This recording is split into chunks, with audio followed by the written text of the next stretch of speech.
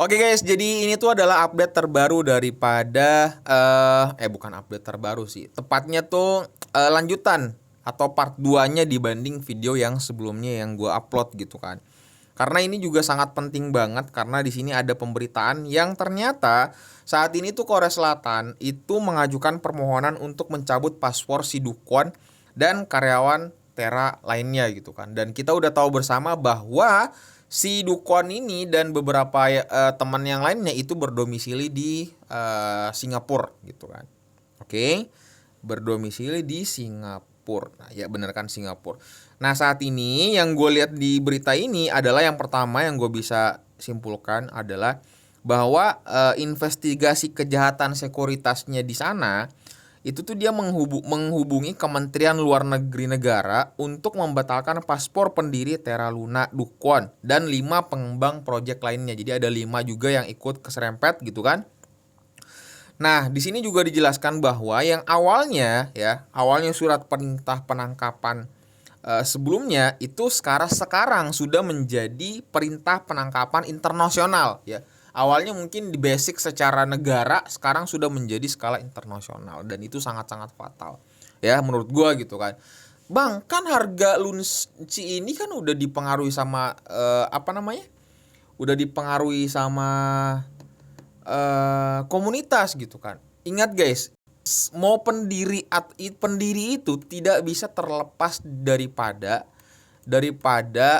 apa sih namanya nih, daripada token tersebut gitu ya, daripada token tersebut. Apalagi ya pendirinya ini sudah mempunyai kredibilitas sudah mempunyai apa ya, kecacatan lah bahasanya. Mereka emang pernah sengaja membuat token yang untuk menipu orang. Terus mereka udah pernah menipu udah skala ribuan juta dolar, miliar. Wah, gua tahu. Wah, yang kemarin token Luna kemarin kan gitu kan.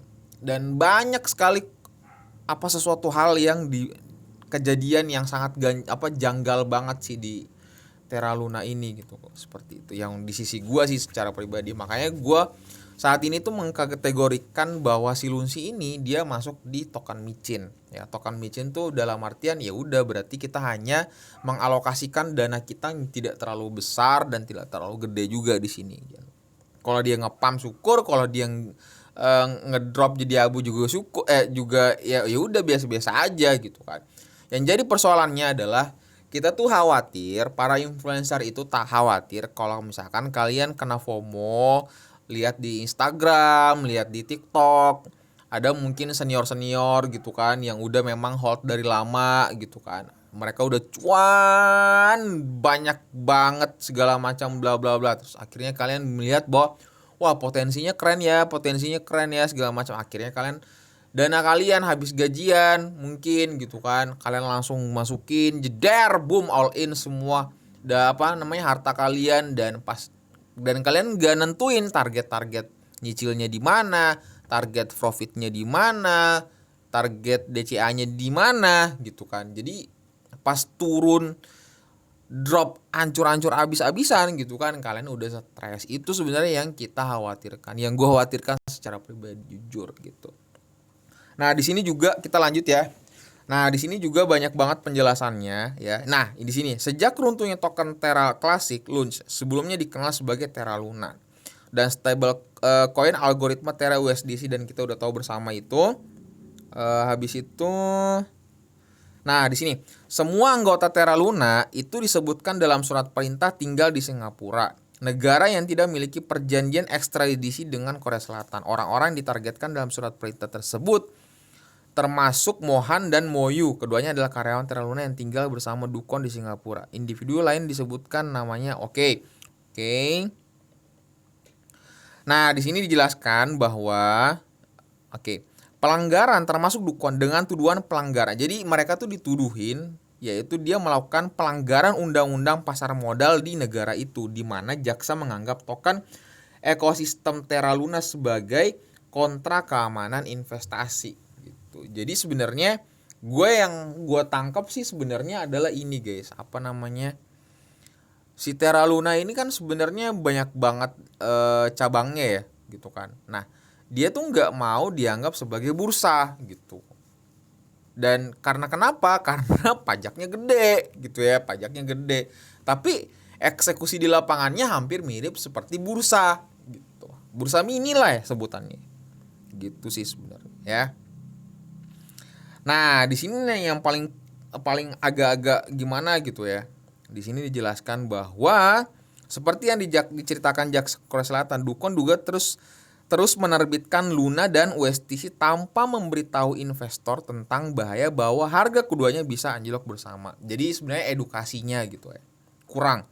Nah, terus mereka menunjukkan pernyataan yang dibuat oleh Dukon, jika saya menyimpan Terra di Terraform Lab, saya akan membayar bunga sebesar 19,4% sebagai bukti bahwa Dukon memiliki pengetahuan sebelumnya bahwa investasi ekosistem dapat dipertahankan gitu. Nah, di sini ada dampaknya. Dampaknya berikut dari Terra Luna telah menyebabkan efek riak dan proyek ekosistem. Salah satu protokol tersebut, Avolodao, terpaksa menutup kubah Terranya Rabu ya. Nilai total proyek terkunci melampaui lebih dari 200 juta dolar tahun lalu dan sekarang telah dijatuh level mendekati 0 pada saat publikasi. Dan ini yang kita khawatirkan kalau itu terjadi lagi gitu ya. Banyak banget sih sebenarnya. Jujur ya, gue juga masuk di beberapa grup senior gue gitu kan. Dan ya semua pasti menganggap sama bahwa si Luna gitu kan, ataupun apalah yang DKK segala macam gitu, itu benar-benar harus apa ya, hati-hati banget guys, karena itu udah levelnya tuh level orang yang memang suka trading apa ya, trading kasar ya bahasanya, tuh trading yang nggak bisa apa sih bahasanya, pokoknya yang punya jantung inilah ya, yang punya jantung sangat keren banget lah pokoknya gitu kan, yang mereka bisa trading di area-area kayak gitu ya dengan fluktuasi yang sangat nggak stabil gitu. Jadi kacau. Nah oke, terus masuk ke harga ya. Tadi sebenarnya gue udah share ke kalian di Instagram gue. Nah untuk kalau harga ya, gue informasiin ke kalian sebenarnya target gue saat ini tuh ini, oke? Tapi ingat ya, jangan terlalu banyak masuk di Lunsi ini gitu ya. Cukup sederhana aja. Kalian misalkan punya budget 100.000, 300.000, 200.000 kayak gitu-gitu aja. Oke. Nah, di sini gue udah jelasin bahwa sebenarnya hal yang paling utama kita perhatikan bersama adalah di titik ini guys, yang merah ini. Karena kenapa? Ketika pas dia hijau nih, hijau kan ada 3 titik, terus hijau tidak melewati yang gue tandain yang garis membentang sebelah kanan itu, dia nggak bisa naik ke sana, langsung mantul lagi ke bawah gitu kan. Dan itu udah bukan cuma 1 kali doang ya, itu udah 2 kali nih di sini nih ya. Di sini dia naik ke atas, tidak melewati ini yang ungu ini, habis itu dia banting ke bawah lagi gitu kan. Makanya gue bilang di sini area bandar bermain, ada orang yang tahan di sini gitu kan. Harusnya misalkan nih bandar udah mau menaikin tapi ada aja orang yang ngesel di area-area itu guys, seperti itu. Jadi makanya gue tandain di sini area bandar bermain. Nah terus opsinya adalah kalau misalkan kalian mau nyicil, berarti kita nyicilnya tunggu di area level ini 0,22. Makanya nah kalau misalkan gue cicil 10% dari alokasi budget investasi di kripto gitu. Nah kalau misalkan kalian mau lebih dalam lagi nyicilnya, kalian harus nunggu di angka 0,16 gitu. Kan sebenarnya udah cuan gede banget sih sebenarnya. Kalau misalkan kalian holders daripada di 16 kalian terus ngepam menuju ke 59, itu udah berapa ya? Kalau nggak salah tuh 216 ya. Bentar. Intinya gede guys cuannya. Makanya kalau misalkan dengan modal 300.000, wah udah untung berapa tuh, banyak banget ya, udah bisa 200 jutaan lebih, 200 juta atau 2 miliar intinya seperti enggak deh, intinya 200 juta aja seperti itu dengan modal berapa tuh, 300.000, 200.000 ya kan. Keren lah pokoknya, hitung sendiri lah pokoknya, gue malas ngitungnya. Intinya kayak gitu ya caranya gitu. Jadi kalian harus menentukan target kalian dulu, di mana kalian nyicilnya, di mana kalian mau target profit pertamanya di mana gitu kan. Misalkan kalian beli di angka 0,22, habis itu naik menuju ke 39, udah take profit aja. Tapi kalau misalkan kalian melihat fundamentalnya bagus, habis itu dia bisa ngepam ke atas, ya udah berarti amankan dulu aja di sini, habis itu kalian nanti tambah lagi pas dia di atas gitu. Oke, gitu aja pembahasan kita kali ini, semoga bermanfaat dan semoga kalian bisa jauh lebih sadar bahwa bermain di dalam dunia cryptocurrency itu tinggi resikonya gede banget dan untungnya juga gede. Jadi tergantung kalian eksekusinya di lapangan seperti apa dan mental kalian di saat mengeksekusi itu seperti apa. Takutnya karena kalian FOMO, takutnya kalian rakus, jadi eksekusinya tidak apa ya, tidak apa sih bahasanya, tidak produktif atau tidak terlalu bagus gitu. Sebelum kalian close video ini, tekan tombol subscribe dan nyalakan notifikasinya dan titip salam sama keluarga kalian dan dapat salam dari gua Kai. Assalamualaikum warahmatullahi wabarakatuh.